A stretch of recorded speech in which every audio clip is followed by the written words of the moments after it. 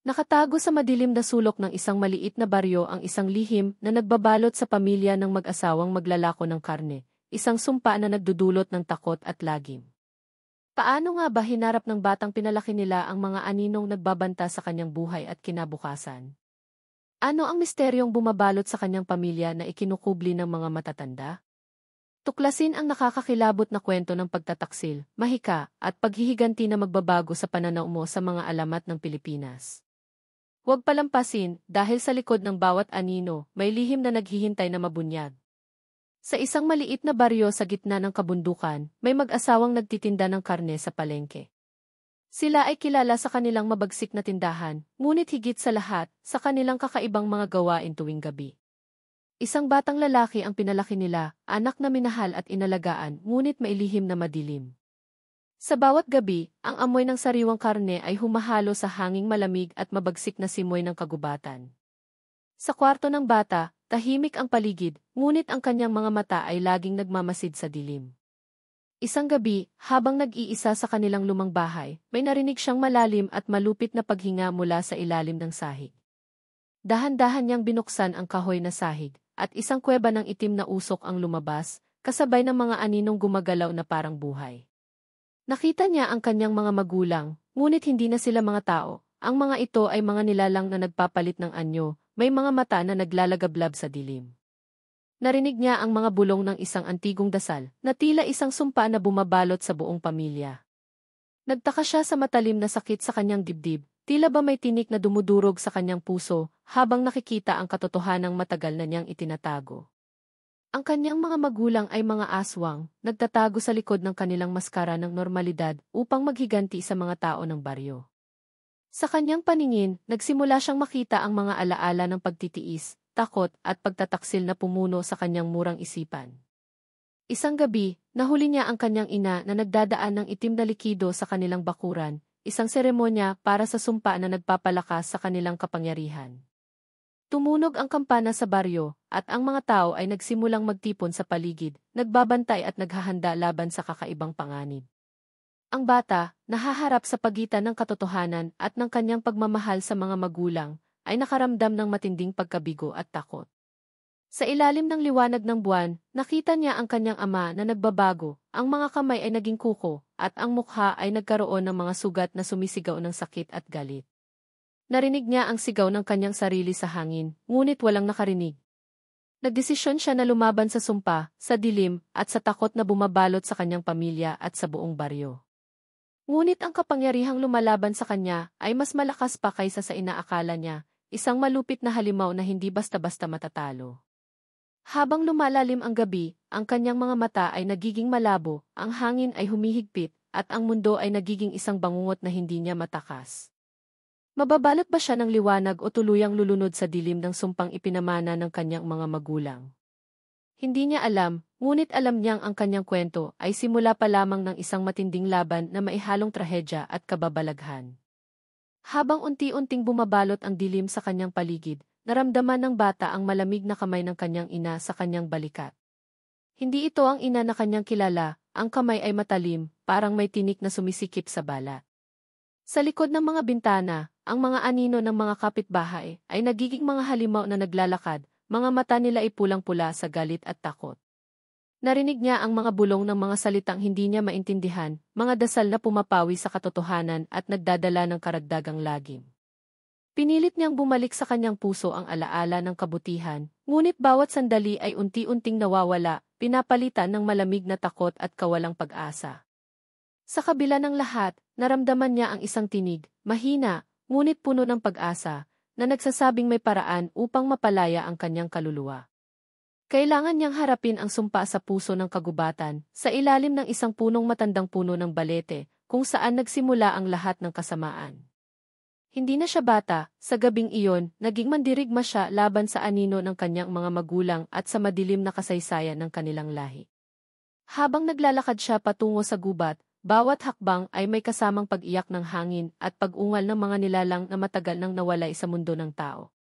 Narating niya ang puno ng balete, at naramdaman niya ang malamig na hangin na bumalot sa kanyang katawan, tila nilulunod siya sa isang dagat ng dilim. Isang matandang babae ang lumitaw mula sa likod ng puno, may mga mata na puno ng karunungan at kalungkutan.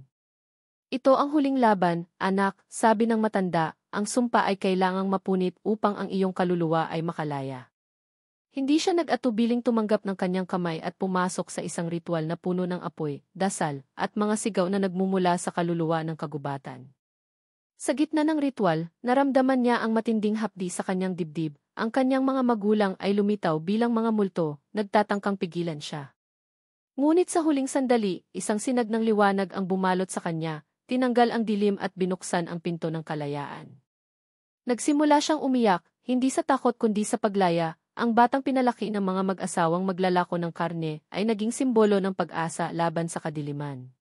Ngunit ang kwento niya ay hindi pa tapos, sa likod ng liwanag, may mga aninong nag-aabang, naghihintay ng pagkakataon na muling sumalubong sa kanya. Habang huminahon ang kanyang paghinga, naramdaman niya ang malamig na simoy ng hangin na nagdadala ng mga bulong mula sa malalim ng gubat. Hindi niya malaman kung mga paalala iyon o babala. Sa kabila ng liwanag na bumalot sa kanya, ang mga matang pula ng kanyang mga magulang ay patuloy na sumusunod sa bawat galaw niya.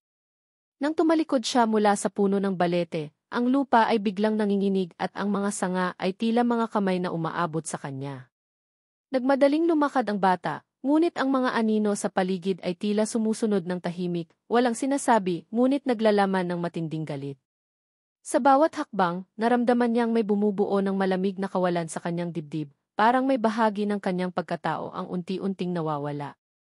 Isang matandang lalaki ang lumabas sa dilim, may suot na balabal na may borda ng mga sinaunang simbolo ng kapangyarihan.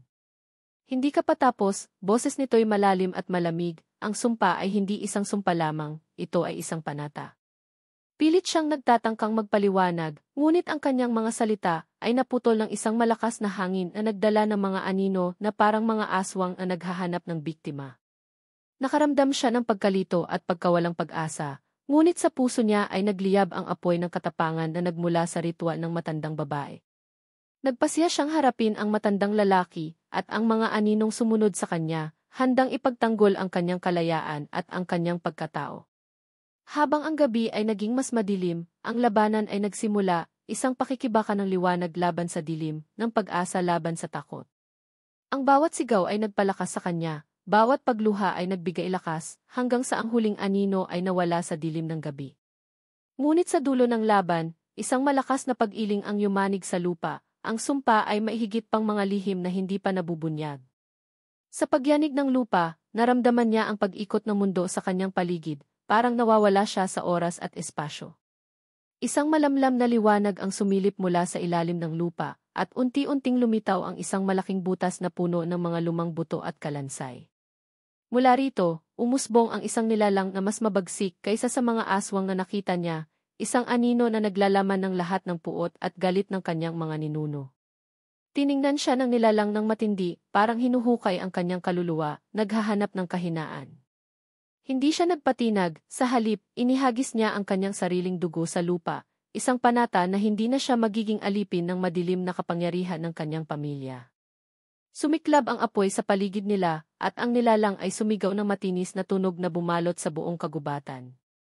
Ngunit sa halip na matakot, naramdaman ng bata ang isang bagong lakas na bumangon mula sa kanyang kalooban, isang puwersang nagmumula sa pag-ibig at pagtanggap sa sarili.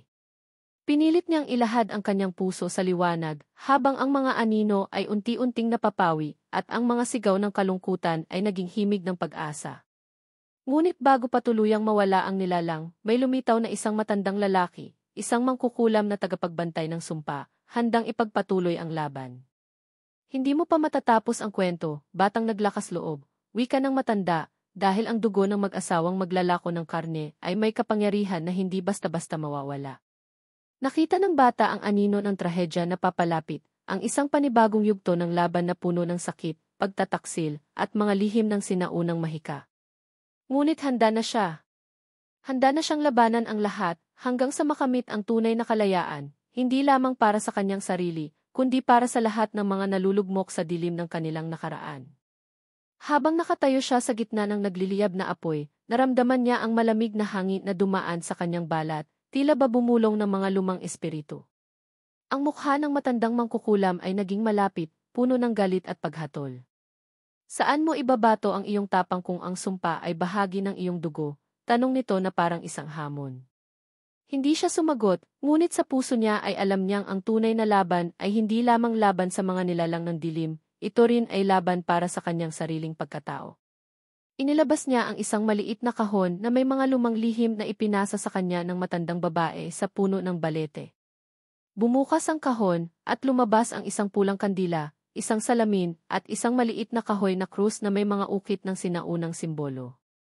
Sinimulan niyang sindihan ang kandila habang binigkas ang mga dasal na natutunan mula sa ritual. Ang salamin ay nagsilbing bintana sa kanyang kaluluwa, ipinakita nito ang mga sugat at takot na kailangang paghilumin. Unti-unting lumiwanag ang kanyang paligid, at ang mga anino ng sumpa ay nagsimulang kumupas. Ngunit ang matandang mangkukulam ay hindi sumusuko, nilabas niya ang kanyang sariling itim na pangkukulam at sinimulan ang isang kontraritual. Nagumpisa ang isang matinding sagupaan ng mahika, kung saan ang bawat salita ay nagdadala ng malalim na epekto sa kapaligiran. Ang lupa ay nanginginig, ang hangin ay humahaplos sa mukha ng bata na puno ng determinasyon. Sa huling bahagi ng gabi, ang mga sinag ng liwanag mula sa kandila ay lumakas, unti-unting winasak ang madilim na kapangyarihan ng sumpa. Ang matandang mangkukulam ay napilitang umatras, ang kanyang mga mata ay naglalagablab sa galit at pagkabigla.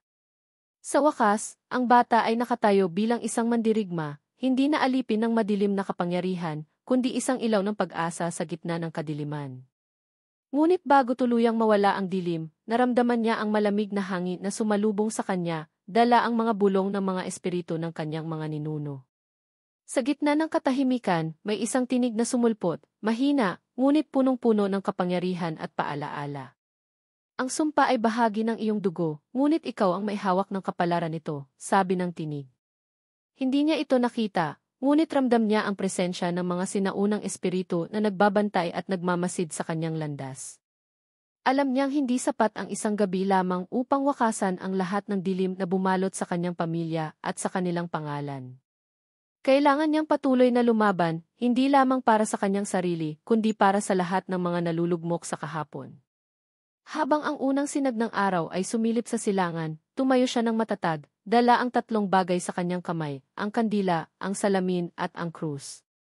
Ito na ang simula ng kanyang tunay na laban, isang kwento ng tapang, pagtitiis, at pag-asa sa gitna ng madilim na kasaysayan. Hindi siya isang batang pinalaki lamang ng mag-asawang maglalako ng karne. Siya ay magiging mandirigmang magliligtas sa kanyang sarili, at sa mga naliligaw sa dilim ng kanilang sariling mga sumpa. Habang lumalakad siya palabas ng gubat, naramdaman niya ang bigat ng responsibilidad na bumabalot sa kanyang mga balikat. Ang bawat hakbang ay tila paalala na ang laban ay hindi pa tapos. Ngunit sa kanyang puso, may apoy na hindi matitinag, apoy ng pag-asa at determinasyon. Dumating siya sa baryo, ngunit ang mga mata ng mga tao ay puno ng takot at panghusga. Alam nila ang kwento ng kanyang pamilya, ang sumpa na bumabalot sa kanila. Ngunit ngayon, nakikita nila ang pagbabago sa kanya, hindi na siya ang batang takot at nalulunod sa dilim. Lumapit siya sa kanilang harapan, dala ang mga simbolo ng kanyang laban. Hindi ako ang sumpa, wika niya ng matatag, ako ang pag-asa. Sa pagdaan ng mga araw, unti-unting nabago ang pananaw ng mga tao. Ang bata na pinalaki ng mag-asawang maglalako ng karne ay naging simbolo ng pagbangon mula sa kadiliman. Ngunit sa bawat gabi, sa likod ng kanyang mga mata, naririnig niya ang bulong ng sumpa, isang paalala na ang tunay na laban ay patuloy pa rin. Isang gabi, habang tahimik ang buong baryo, may narinig siyang mga yapak sa likod ng kanyang bahay. Dahan-dahan siyang lumingon at nakita ang mga anino ng kanyang mga magulang, naglalakad ng walang kaluluwa, naghahanap ng bawiin ang nawawalang sumpa. Hindi na siya natakot, sa halip, niyakap niya ang lakas na kanyang natagpuan sa sarili. Hawak ang krus at kandila, pinasimulan niya ang isang panibagong ritual, isang panata upang tuluyang sirain ang kadiliman. Sa bawat dasal, ang mga anino ay unti-unting nawawala, ang hangin ay humina, at ang gabi ay naging mas maliwanag. Ngunit bago mawala ang mga ito, isang malamig na tinig ang nagbulong, hindi ka patapos. Ang madilim na puso ng pamilya ay hindi basta-basta mawawala.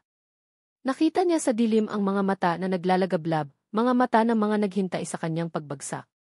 Ngunit siya ay nanatiling matatag dahil alam niyang ang kanyang tunay na lakas ay nagmumula sa loob. Ang kwento ng batang pinalaki ng mag-asawang maglalako ng karne ay hindi isang simpleng alamat. Ito ay isang kwento ng pagharap sa takot, pagtanggap sa nakaraan, at pag-asa para sa isang mas maliwanag na bukas. Habang unti-unting lumalakas ang liwanag mula sa kandila, naramdaman niya ang init na pumapasok sa kanyang dibdib. Ang mga anino ay naglaho, ngunit ang kanilang mga banta ay nananatili sa hangin, isang paalala na ang dilim ay palaging nandyan, naghihintay ng pagkakataon. Ngunit sa pagkakataong ito, hindi na siya nag-iisa. Dumating ang mga tao ng baryo, dala ang kanilang suporta at pananampalataya sa kanya. Sila ay mga saksi sa kanyang laban at kasama niya sila sa paghihimagsik laban sa mga sumpa ng nakaraan. Sa bawat araw na lumilipas, ang bata ay nagiging isang simbolo ng pagbabago at pag-asa. Hindi na siya ang batang takot sa dilim, kundi isang mandirigmang may tapang na harapin ang anumang unos. At habang ang buwan ay sumisilip sa langit, alam niyang ang tunay na laban ay patuloy, isang laban na hindi matatapos sa isang gabi lamang. Ngunit sa bawat hakbang, sa bawat dasal, siya ay lumalakas, handang isulat ang sariling kapalaran, malaya mula sa mga aninong bumabalot sa kanyang pamilya. Sa paglipas ng mga buwan, unti-unting nagbago ang anyo ng baryo. Ang mga tao ay naglakad ng mas matapang, walang takot sa mga kwento ng madilim na nilalang na dati nilang kinatatakutan. Siya, ang batang pinalaki ng mag-asawang maglalako ng karne, ay naging tagapagtanggol ng kanilang komunidad. Minsan, sa ilalim ng ilaw ng buwan, naramdaman niyang may mga matang nagmamasid mula sa malayo, hindi lahat ng sumpa ay tuluyang naglaho. Ngunit sa bawat laban na kanyang hinarap, natutunan niyang ang tunay na kapangyarihan ay hindi nagmumula sa dugo o mahika, kundi sa tibay ng puso at paninindigan. Isang gabi, habang nakaupo sa harap ng apoy, naisip niya ang kanyang mga magulang, ang mga nilalang na nagdala ng takot at sumpa. Hindi siya nagtanim ng galit, kundi ng pagnanais na maitanim ang liwanag sa madilim nilang kasaysayan. At sa gabing iyon, habang ang hangin ay humahaplos sa kanyang mukha, naramdaman niya ang kapayapaan na matagal na niyang hinahanap. Ang kanyang kwento ay hindi lamang tungkol sa sumpa, kundi tungkol sa pag-asa, paglaya, at pag-ibig na nagtagumpay sa kabila ng lahat. Ngunit sa kabila ng kapayapaan, isang malamig na hangin ang dumaan sa kanyang likuran. Isang malabong anino ang lumitaw mula sa dilim, may anyo ng isang taong pamilyar, ngunit puno ng lihim at sakit. Ito ay ang anino ng kanyang ama, na hindi pa rin ganap na nakalaya mula sa sumpa. Sa mga matang iyon, nakita niya ang pait ng isang lihim na hindi pa nahahayag, isang panata na higit pa sa sumpa ng kanilang dugo. Hindi pa tapos ang kwento natin, bulong ng anino, may isang sikretong itinatago ang iyong mga magulang, isang lihim na magpapabago sa iyong kapalaran. Naramdaman niya ang bigat ng mga salita at ang pangangailangan na tuklasin ang nakatagong katotohanan. Kahit napagod na sa laban, alam niyang kailangan niyang magpatuloy dahil ang kanyang kwento ay hindi pa ganap na natatapos. Sa ilalim ng malamlam na buwan, naglakad siya pabalik sa gubat, handang harapin ang mga anino ng nakaraan at ang mga lihim na naghihintay na mabuksan. Sa paglalakad niya sa madilim na gubat, bawat hakbang ay sinasabayan ng mga pag-ikot ng hangin na parabang mga boses ng mga nawawalang kaluluwa. Naririnig niya ang mga alinggaw-ngaw ng mga yapak at bulong na hindi maipaliwanag na bumabalot sa kanya ng malamig na takot. Ngunit dala niya ang tatlong bagay, ang kandila, ang salamin, at ang krus, na nagsisilbing kanyang gabay at sandigan. Sa gitna ng gubat, natagpuan niya ang isang lumang kuweba na parang nilimot na ng panahon. Sa loob, naramdaman niya ang presensya ng mga espiritu ng kanyang mga ninuno, naghihintay na ibahagi ang mga lihim na matagal nang nakatago. Isang boses ang tumawag mula sa kadiliman, malambing ngunit puno ng sakit, dito mo matatagpuan ang sagot, ngunit maging handa sa katotohanang babagsak ang iyong mundo. Hindi siya natakot. Sumimang siya sa loob ng kuweba, tinahak ang landas na puno ng dilim at mga anino ng nakaraan. Sa bawat sulok, nakita niya ang mga simbolo ng mahika, at mga alaala ng kanyang pamilya, mga bagay na magpapatunay sa katotohanan ng sumpa at ang dahilan kung bakit ito umusbong. Sa dulo ng kuweba, isang lumang kahon ang natagpuan niya, nakabalot sa alikabok at mga ukit ng sinaunang wika. Binigyang lakas niya ang kanyang sarili bago buksan ang kahon, alam niyang dito magsisimula ang tunay na pagsubok. Bukas ang kahon, tumambad sa kanya ang isang lumang sulat na isinusulat sa matagal nang nalilimutan na alpabeto. Binasa niya ito ng dahan-dahan, bawat salita ay tila bumabalik sa kanya ng mga kwento ng dugo, pagtataksil at mahika. Isinalaysay ng sulat ang kwento ng isang panata na ibinaba ng kanyang mga ninuno, isang sumpa na inilaan upang protektahan ang isang lihim na napakalalim at mapanganib. Ang lihim na ito ang pinagmulan ng lahat ng kadiliman na bumalot sa kanyang pamilya, at ang dahilan kung bakit ang mga mag-asawang maglalako ng karne ay kinamumuhian ng kanilang bayan. Ngunit may paunang pag-asa, isang paraan upang wakasan ang sumpa, ngunit nangangailangan ng malaking sakripisyo. Ang bata, ngayon ay may tapang na higit sa noon, ay pumili ng kanyang landas, ang ipagpatuloy ang laban at harapin ang mga anino ng kanyang nakaraan, kahit pa ito ay magdulot ng matinding sakit. Nakahanda na siyang baguhin ang kapalaran ng kanyang pamilya, kahit na ang daan ay puno ng panganib at hindi tiyak. Pinikit niya ang mga mata, huminga ng malalim, at pinasimulan ang ritual na magpapalaya sa kanya mula sa madilim na tanikala ng sumpa. Sa bawat salita ng dasal, naramdaman niya ang pag-angat ng isang mabigat na pader na nagtataboy sa dilim. Ngunit sa likod ng mga pader, may isang mas malakas na puwersa ang naghihintay, isang puwersa na susubok sa kanyang tunay na lakas at katatagan.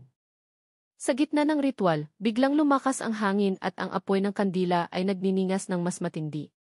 Narinig niya ang malakas na sigaw na parang nagmumula sa kailaliman ng lupa, isang tunog ng galit at paghihiganti. Nakita niya ang mga anino na naglalaban-laban sa paligid niya, mga nilalang na gustong pigilin ang kanyang paglaya. Hindi siya bumitaw, ipinagpatuloy niya ang pagbigkas ng mga sinaunang salita, bawat isa ay isang sandata laban sa dilim. Ang salamin na hawak niya ay nagsimulang kumislap, nagpapakita ng mga larawan ng nakaraan, mga trahedya at pagtataksil na sumubok sa puso ng kanyang pamilya. Sa kabila ng lahat, pinili niyang harapin ang katotohanan, tanggapin ang mga sugat, at gamitin ang mga ito bilang lakas. Ang krus ay naging simbolo ng kanyang panata, ang kanyang sandigan sa gitna ng unos. Unti-unting napawi ang mga anino, at sa isang malakas na sigaw, ang sumpa ay naglaho, natunaw sa liwanag ng kanyang tapang. Ngunit sa dulo ng lahat, isang malamlam na boses ang sumulpot, nagbabadya ng bagong panganib na darating. Hindi ito ang wakas, sabi nito, ang tunay na laban ay ngayon pa lamang magsisimula. Sa paglabas niya sa kuweba, naramdaman niya ang bigat ng mga mata na sumusubaybay mula sa dilim. Ngunit ngayon, ang kanyang mga hakbang ay matatag, puno ng paninindigan at tapang. Alam niyang hindi siya nag-iisa, dala niya ang lakas ng mga ninuno, ang aral ng kanyang mga karanasan, at ang apoy ng kanyang puso. Sa bawat pag-ikot ng mundo, handa siyang harapin ang mga bagong hamon, kahit gaano man ito kasakit o katalim. Ang kwento ng batang pinalaki ng mag-asawang maglalako ng karne ay patuloy na nabubuhay, isang paalala na kahit sa pinakamadilim na bahagi ng buhay, may liwanag na nag-aabang sa mga tapang na handang lumaban. At sa kanyang mga mata, nakita ng baryo ang simula ng isang bagong kabanata, isang kwento ng pag-asa, katatagan, at tagumpay laban sa mga aninong bumabalot sa kanilang nakaraan. Hindi pa tapos ang laban, ngunit ang mandirigmang ito ay handa nang isulat ang kanyang sariling kapalaran, malaya at matatag. Habang unti-unting sumisikat ang araw, naramdaman niya ang init na pumapawi sa lamig ng gabi. Ngunit sa puso niya, nanatili ang pag-iingat, alam niyang ang dilim ay laging nagbabantay sa mga sulok ng buhay. Sa mga susunod na araw, pinagpatuloy niya ang pag-aaral ng mga sinaunang kaalaman, paghahanda sa mga darating pang pagsubok.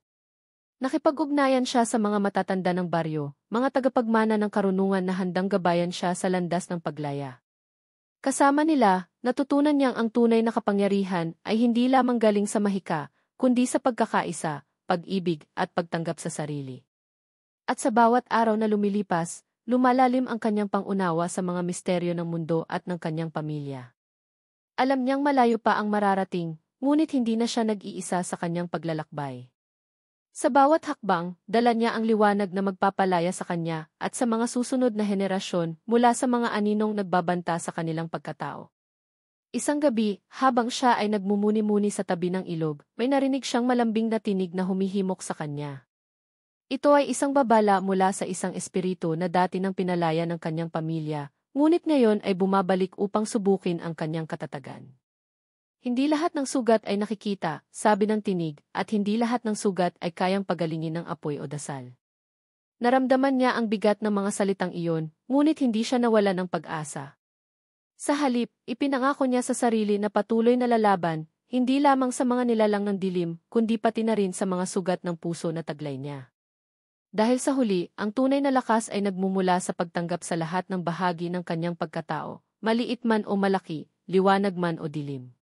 At habang ang buwan ay sumisilay sa kanyang mukha, nalaman niya na siya ay handa na harapin ang lahat ng hamon na darating. Hindi na siya simpleng batang pinalaki ng mag-asawang maglalako ng karne. Siya ay naging mandirigmang kumakatawan sa pag-asa, paglaya, at walang hanggang lakas ng loob. Ngunit sa gitna ng katahimikan, may isang aninong hindi niya inaasahan ang sumulpot, isang mukha mula sa kanyang nakaraan na nagdadala ng matinding sakit at pagtataksil. Ito ang kanyang kapatid na matagal nang nawala, ngayon nagbalik na may dalang dilim at galit. Hindi mo ako iniligtas, malamig na sabi nito, nilimot mo ang aming pamilya, at pinili mong lumaban ng mag-isa. Naramdaman niya ang kirot sa puso, ngunit alam niyang kailangan niyang harapin ang katotohanan, kahit gaano ito kasakit.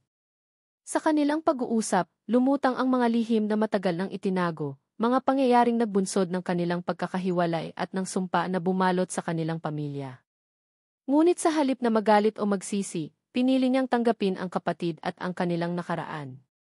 Dahil sa pag-ibig at pagpapatawad, natagpuan nila ang unang hakbang patungo sa tunay na paglaya. At sa gabing iyon, sa ilalim ng mga bituin, nagsimula silang magsulat ng bagong kwento, isang kwento ng pagkakaisa at pag-asa sa kabila ng madilim nilang kasaysayan. Habang pinagmamasdan nila ang mga kumikislap na bituin, unti-unting nawala ang lamig sa pagitan nila. Ang mga sugat ng nakaraan ay nagsimulang maghilom sa pamamagitan ng pag-unawa at pagtanggap. Hindi na sila mga estranghero, kundi magkapatid na naglalakad sa parehong landas ng paghilom. Nagpasya silang bumalik sa baryo, dala ang bagong lakas at panata na itakwil ang sumpa na matagal nang bumalot sa kanilang pamilya. Sa kanilang pagbabalik, sinalubong sila ng mga matang puno ng pagdududa, ngunit unti-unting naipakita nila ang pagbabago. Ang kanilang pagkakaisa ay naging inspirasyon sa mga tao na nagsimulang maniwala na ang madilim na kasaysayan ay maaaring baguhin. Ngunit alam nila, ang bawat araw ay patuloy na hamon, isang laban na dapat harapin ng magkasama. At sa puso nila, may naglalagablab na apoy ng pag-asa, isang apoy na hindi na kailanman mamamatay. Ngunit sa kabila ng kanilang pagkakaisa, isang bagong panganib ang unti-unting sumulpot mula sa anino ng kanilang pamilya. Isang matandang mangkukulam ang bumalik sa baryo, dala ang galit at paghihiganti. Pinaniniwalaan ng mga matatanda na siya ang tunay na ugat ng sumpa, at ngayon ay naghahangad na muling buhayin ang kadiliman. Hindi nag-atubiling harapin ng magkapatid ang hamon, alam nilang kailangan nilang protektahan ang kanilang pamilya at ang buong baryo. Sa gabing madilim, nagtipon sila sa gitna ng kagubatan, pinag-isang lakas at kaalaman upang talunin ang mangkukulam. Habang nagsimula ang ritual, naramdaman nila ang malakas na puwersa ng kasamaan na sumusubok sirain ang kanilang panata. Ngunit sa kanilang pagkakapit-bisig, pinatunayan nilang ang tunay na kapangyarihan ay nagmumula sa puso, hindi sa mahika o sumpa. At sa pagsikat ng araw, naglaho ang dilim, dala ang bagong pag-asa para sa baryo at para sa kanilang pamilya. Sa liwanag ng umaga, ang hangin ay tila mas malinis, ang mga puno ay mas masigla, at ang mga tao ay may bagong sigla sa kanilang mga mata. Ngunit kahit sa ganitong kapayapaan, alam ng magkapatid na ang mundo ay puno pa rin ng mga lihim at panganib. Pinili nilang patuloy na magbantay, handang harapin ang anumang panganib na maaaring sumubok sa kanilang tapang at pagmamahal. Pinanday nila ang kanilang samahan sa bawat pagsubok, at ginamit ang mga aral ng nakaraan upang magtagumpay sa hinaharap. Ang kwento ng batang pinalaki ng mag-asawang maglalako ng karne ay naging alamat ng pag-asa, lakas, at pagbabago sa kanilang bayan. At sa bawat kwento na kanilang ibinabahagi, naipapasa nila ang isang mahalagang aral, na kahit gaano man kadilim ang ating pinanggalingan, ang liwanag ay laging may kakayahang sumilay. Hanggang sa muling pagkikita, ang mandirigmang ito ay patuloy na maglalakbay, dala ang apoy ng kanyang puso at ang tibay ng kanyang panata. Sa bawat hakbang niya sa madamong daan pauwi, naramdaman niya ang bigat ng nakaraan na unti-unting naglalaho. Ang hangin ay malamig ngunit puno ng pag-asa, tila bumubulong ng mga pangako ng bagong simula. Habang tumitingala siya sa malamlam na buwan, napagtanto niya na ang tunay na lakas ay hindi lamang sa pakikipaglaban sa dilim, kundi sa pagtanggap at pagpapatawad sa sarili at sa iba. Hindi siya na ang batang takot na pinalaki ng mag-asawang maglalako ng karne. Siya ay isang mandirigmang handang harapin ang anumang unos. At kahit na may mga aninong sumusubok pa ring guluhin ang kanyang kapayapaan, alam niyang ang apoy ng kanyang puso ay hindi kailanman mamamatay. Ang kanyang kwento ay patuloy na magiging ilaw sa mga madidilim na gabi ng kanilang baryo. Isang paalala na sa kabila ng lahat, may pag-asa at lakas na nagmumula sa loob ng bawat isa. Ngunit sa isang malamig na gabi, habang siya ay nagpapahinga sa ilalim ng mga punong pinipisil ng hangin, naramdaman niya ang kakaibang presensya. Isang malamlam na anino ang dahan-dahang lumapit, dala ang mga alaala ng nakaraan na di pa lubusang napawi. Ang hangin ay tumahimik, ang paligid ay naging malabo, at ang kanyang puso ay tumibok ng mabilis. Ngunit sa halip na matakot, hinarap niya ang anino ng buong tapang. Hindi mo ako matatakasan, bulong ng anino, ang madilim na bahagi ng iyong pamilya ay bahagi ng iyong kapalaran. Ngunit siya ay nanindigan, may apoy sa mga mata at lakas sa puso, handang ipagtanggol ang kanyang bagong buhay. Hindi ako alipin ng aking nakaraan, sagot niya, ako ang may hawak ng aking kapalaran. At sa pagtindig niya, ang anino ay unti-unting nawala, naiiwan ang isang bagong simula na puno ng pag-asa at lakas. Sa paggising ng umaga, napansin niyang may mga bagong bakas sa lupa, mga yapak na hindi tao, ngunit tila ba may buhay. Ang mga ito ay paalala na ang mundo ng mga espiritu ay laging malapit, naghihintay na muling makipag-ugnayan sa mga buhay. Ngunit ngayon, hindi na siya natatakot sa mga ito, bagkus, naramdaman niya ang koneksyon, isang tulay sa pagitan ng dalawang mundo. Pinili niyang yakapin ang kanyang pagiging tagapagmana ng lumang karunungan, upang maging gabay sa kanyang bayan laban sa mga panganib ng dilim. Sa bawat araw na lumilipas, lumalalim ang kanyang pag-unawa sa mga hiwaga ng mundo, at sa kanyang puso, nagsisimula ang isang bagong kabanata. Isang kabanata ng kapayapaan, lakas, at pagkakaisa sa kabila ng lahat ng pagsubok. At sa bawat kwento na kanyang ibabahagi, patuloy niyang itinuturo na ang tunay na tagumpay ay nasa pagtanggap at pagmamahal sa sarili. Ngunit isang gabi, isang malakas na kulog ang bumalot sa buong baryo. Kasabay ng pagdilim ng kalangitan, naramdaman niya ang muling pag-usbong ng isang matinding puwersa. Isang puwersa na handang sirain ang lahat ng kanyang pinagsikapan. Mabilis siyang naglakad patungo sa gitna ng baryo, dala ang kanyang mga gamit at ang matibay na panata sa kanyang puso. Sa dilim, narinig niya ang mga bulong ng mga espiritu na tila nagbabanta, ngunit hindi siya umatras. Pinagbuklod niya ang kanyang lakas at tapang, handang harapin ang muling pagsubok ng madilim na kapangyarihan. Sa kanyang mga mata ay naglalagablab ang apoy ng determinasyon, isang apoy na hindi kailanman mawawala. At sa harap ng unos, tumindig siya bilang isang tunay na mandirigma, tagapagtanggol ng kanyang pamilya at ng buong baryo. Sa bawat sigaw ng hangin at bawat kidlat na sumilay, naramdaman niya ang pag-igting ng laban na hindi lamang pisikal, kundi pati na rin espiritual. Ang mga anino ay lumalapit, sinubukan siyang talunin gamit ang kanilang mga panlilinlang at takot. Ngunit sa kanyang puso, may matibay na ilaw na kumikislap, ang ilaw ng kanyang tapang, pagmamahal at pananampalataya. Hindi siya nag-iisa, dala niya ang lakas ng kanyang pamilya, mga kaibigan, at ng buong baryo na nananalig sa kanyang tagumpay. Sa bawat hampas ng kidlat, sa bawat hampas ng hangin, pinatunayan niya na ang kadiliman ay maaaring labanan at mapagtagumpayan. At sa huli, nang ang unos ay lumipas, ang liwanag ng bukang liwayway ay sumikat, nagdadala ng bagong pag-asa at kapayapaan. Ang batang pinalaki ng mag-asawang maglalako ng karne ay naging simbolo ng katatagan at lakas ng loob na hindi matitinag kahit sa pinakamadilim na gabi. Ngunit kahit sa liwanag ng umaga, may mga aninong tahimik na nagmamasid mula sa mga sulok ng kagubatan. Alam niya na ang kanyang laban ay hindi pa tapos, ang dilim ay laging nagtatago sa mga tagong bahagi ng mundo.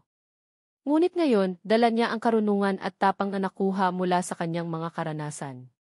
Handa na siyang harapin muli ang anumang panganib na may puso na matatag at di sumusuko.